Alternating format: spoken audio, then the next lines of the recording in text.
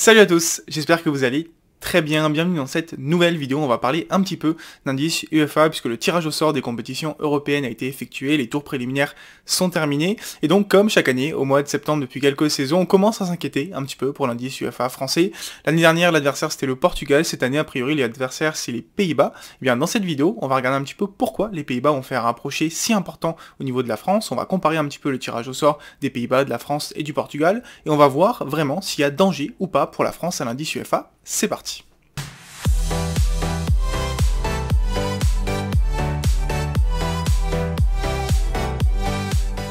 On commence avec un rappel sur ce que c'est l'indice UEFA, bien sûr, c'est la somme des coefficients UEFA des 5 dernières saisons, et le coefficient UEFA, c'est le nombre de points UEFA marqués par l'ensemble des clubs d'un pays, divisé par le nombre de clubs participants aux Coupes d'Europe pour ce même pays.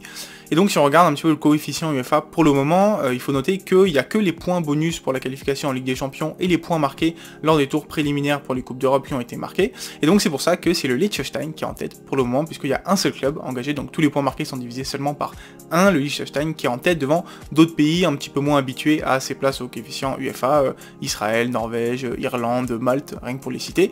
Et donc les gros pays qui n'ont pas encore joué de match, en tout cas pour leur club, on les retrouve un petit peu plus bas, et par exemple la France est seulement 40e pour le moment, mais chaque année elle est au niveau de cette place-là, et c'est pareil pour l'Espagne, l'Italie, l'Angleterre ou encore l'Allemagne. Et donc factuellement, qu'est-ce qui s'est passé depuis un an? En septembre 2021, la France était talonnée par le Portugal, mais au prix d'une très bonne saison à l'indice UEFA, pareil pour les Pays-Bas, mais pas pour le Portugal, eh bien la France a repris ses aises face au Portugal. Malheureusement, cette année, on enlève le coefficient UEFA de la saison 2017-2018, où la France avait bien performé, et les Pays-Bas, pas du tout. Et donc aujourd'hui, les Pays-Bas font un énorme rapproché au niveau de la France, ils sont qu'à 1 point derrière les Français, et le Portugal est seulement 3 points derrière. Pour donner un ordre d'idée, un point d'avance à l'indice UEFA sur les Pays-Bas, c'est 2 victoires et un match nul d'avance pour la France, et 3 points d'avance sur le Portugal, c'est 9 points d'avance. Alors du coup, l'inquiétude en fait par rapport aux Pays-Bas, elle est double parce que la France a 6 clubs engagés en Coupe d'Europe, alors que les Pays-Bas n'ont que 5 clubs engagés en Coupe d'Europe, et donc chaque victoire qui ramène 2 points UEFA est divisée par 6 pour la France et par 5 pour les Pays-Bas. Donc chaque victoire de la France c'est 0,33 points à l'indice UEFA, alors que c'est 0,4 points pour les Pays-Bas. Donc en fait, à nombre égal de victoires, les Pays-Bas vont marquer plus de points que la France. L'enjeu il est assez simple, on va figer le classement UEFA à la fin de cette saison et ça va donner les places pour la Ligue des Champions en 2024-2025, la première saison où le 5e à l'indice UEFA a 3 plus 1 place contre 2 plus 1 en ce moment, donc l'enjeu il est énorme pour la France.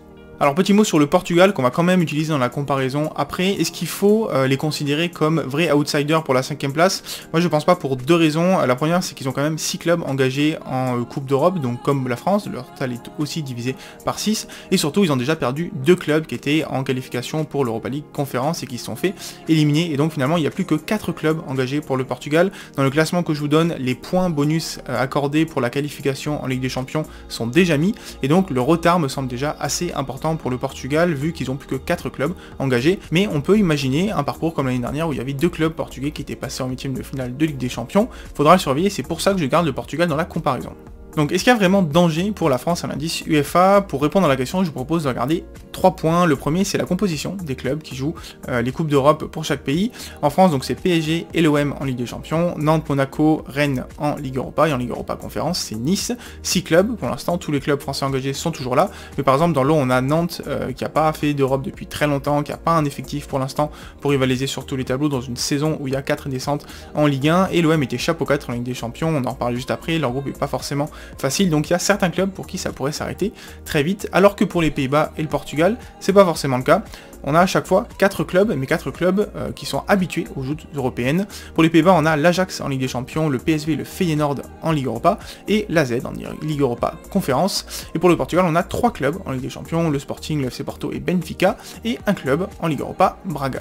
Maintenant, évidemment, il faut s'intéresser au tirage au sort qui a eu lieu cette semaine et qui a révélé pas mal d'infos intéressantes. Tout d'abord, l'Ajax est dans un groupe assez difficile avec le Napoli, Liverpool et les Rangers. C'est pas forcément sûr qu'ils finissent dans les 2 premiers. Je pense qu'ils feront top 3, mais c'est pas sûr qu'ils finissent qu'ils aillent en 8ème de finale. Ensuite il y a le FC Porto qui est dans une poule où il devrait assurer le top 2 avec l'Atlético Leverkusen et Bruges, donc une qualification raisonnablement possible. Et après il y a 2 duels franco-portugais, c'est là où il faut quand même considérer le Portugal parce que l'OM est dans la poule du Sporting avec Tottenham et Francfort, et le PSG est avec Benfica et la Juventus. Si le PSG semble favori pour finir premier voire deuxième du groupe, pour Benfica ça va être difficile, mais on sait jamais, un exploit est possible pour passer dans le top 2, alors que pour le Sporting et l'OM c'est assez intéressant, ils sont dans une poule où ils peuvent très bien faire 4ème comme 2ème de la poule derrière Tottenham qui semble un cran au-dessus, donc ça va être un premier tournant ce groupe entre l'OM et le Sporting. En Europa League, le tirage a été plutôt clément pour la France, puisque Rennes et Monaco vont jouer la qualification, voire la première place dans des groupes qui sont plutôt à leur portée, mais attention, c'est des groupes assez homogènes, on n'est pas à l'abri non plus d'une désillusion. Pour Nantes, c'est un groupe qui est pas du tout évident de par le niveau intrinsèque de l'équipe de base, avec notamment Fribourg. Moi de mon côté, en tant que supporter nantais, j'espère déjà une 3ème place, ça serait pas mal de passer devant Karabakh, mais encore une fois, j'attends la fin du mercato. Du côté des Néerlandais, eh bien, le PSV et le Feyenoord sont tombés à chaque fois sur une très grosse équipe, respectivement Arsenal et là Lazio. Si la première place semble difficile à atteindre, la deuxième par contre semble plutôt obligatoire, si je puis dire, pour les deux clubs néerlandais. Et enfin pour le club portugais, Braga, c'est un petit peu pareil, ils sont dans la poule de l'Union Berlin qui fait un très bon début de saison pour l'instant, mais les Portugais normalement doivent faire top 2, peut-être même approcher cette première place. Enfin en Europa League Conférence, l'AZ est tombé dans un groupe assez abordable avec l'Apollon, Vaduz et le Dnipro, alors que Nice est dans un groupe pas forcément évident avec Cologne, le Partizan Belgrade et le FC Slovako. C'est pas sûr que le Nice finisse premier par exemple, même la qualification on peut éventuellement remettre ça en question en fonction de ce qui se passe en Ligue 1, alors que la Z devrait passer sans trop de soucis. Donc si on fait le bilan, moi je pense qu'il y aura au moins 4 clubs français qui auront un printemps européen. Pour Nantes et l'OM je suis moins sûr, mais bon, il faut l'espérer. Et pour les Néerlandais, je pense qu'il y aura 4 clubs sur 4 qui seront qualifiés pour un printemps européen. Pour les Portugais, il y a peut-être un doute sur le Sporting qui est dans la même poule que l'OM, mais honnêtement entre Sporting et l'OM à l'heure actuelle, je pense que c'est vraiment kiff-kiff.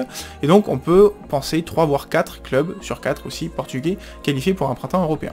Et enfin le dernier point qui est très important pour moi, c'est dans quelle compétition joue chaque club. Est-ce qu'il vaut mieux jouer en Europa League quand on est un club moyen, ou est-ce qu'il vaut mieux jouer en Ligue des Champions?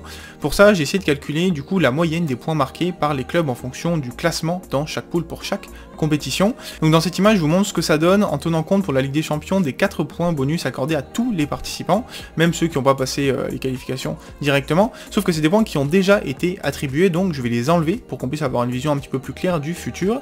Je vous montre donc une deuxième image où j'enlève ce bonus, et là on voit que c'est assez intéressant, c'est limite plus intéressant en termes de points UEFA marqués de finir premier d'une poule en Ligue Europa, voire même en Ligue Europa Conférence, que de finir deuxième d'une poule en Champions League, et surtout très intéressant aussi, c'est beaucoup mieux de terminer deuxième de Ligue Europa ou de Ligue Europa Conférence devant une 3ème place en Ligue des Champions. Alors pourquoi? C'est parce que il y a des bonus pour les 2 premières places en Coupe d'Europe. En Ligue des Champions c'est 4 points pour les premiers et les deuxièmes, en Ligue Europa c'est 4 points pour le premier, 2 points pour le deuxième, et en Ligue Europa Conférence c'est 2 points pour le premier, 1 point pour le deuxième, sachant qu'une victoire tout simplement en Coupe d'Europe c'est 2 points, donc c'est des bonus non négligeables, notamment en Ligue Europa.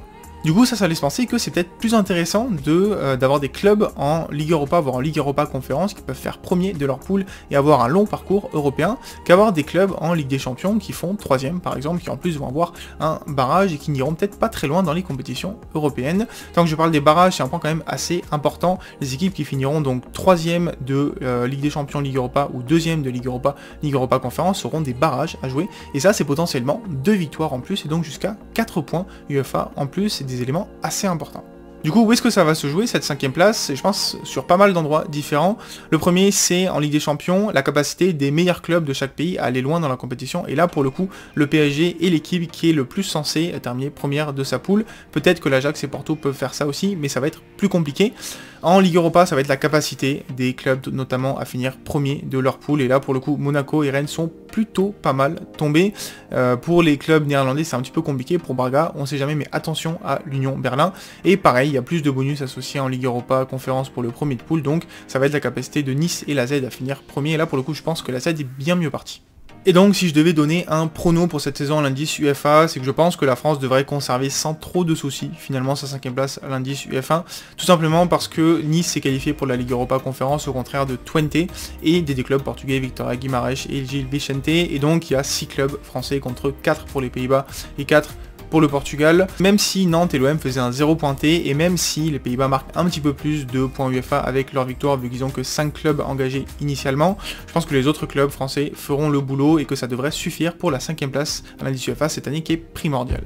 Allez, en ouverture, j'aimerais rajouter une petite chose, c'est que on avait déjà parlé du danger des Pays-Bas il y a plus d'1 an sur la chaîne en se projetant sur l'année suivante. Eh bien, je pense qu'il faut faire la même chose cette année. Si on regarde l'année prochaine, en enlevant le coefficient UEFA 2018-2019, eh bien pour l'instant, les Pays-Bas auraient un point d'avance sur la France. Ça voudrait dire, en cas de 5e place à la fin de cette année-là, que pour la saison 2025-2026, les Pays-Bas auraient 3 voire 4 clubs en Ligue des Champions contre 2 ou 3 pour la France. Donc, tout ça pour dire que même si la France me semble bien partie pour garder sa 5e place cette année, il faut prendre de l'avance sur les Pays-Bas pour l'année prochaine. Et donc je terminerai cette vidéo sur ce point-là. J'espère qu'elle vous aura plu, j'espère qu'elle vous aura un petit peu rassuré aussi par rapport à l'indice UEFA français. Chaque année, il y a un petit peu de crainte au mois de septembre, mais normalement, si les clubs français font le boulot, ça devrait aller cette année, mais ça me fait quand même plaisir de voir les Pays-Bas revenir sur le devant de la scène en Europe et avoir de plus en plus de clubs qualifiés en Coupe d'Europe. Si la vidéo vous a plu, n'hésitez pas à la liker, la partager et me le dire en commentaire. N'hésitez pas aussi à vous abonner à la chaîne, ça m'aide beaucoup. Et une petite question du coup pour finir, est-ce que donc pour vous, la France peut terminer à la 5e place à l'indice UEFA cette année? Et je vous dis à très bientôt pour parler foot. Ciao ciao tout le monde.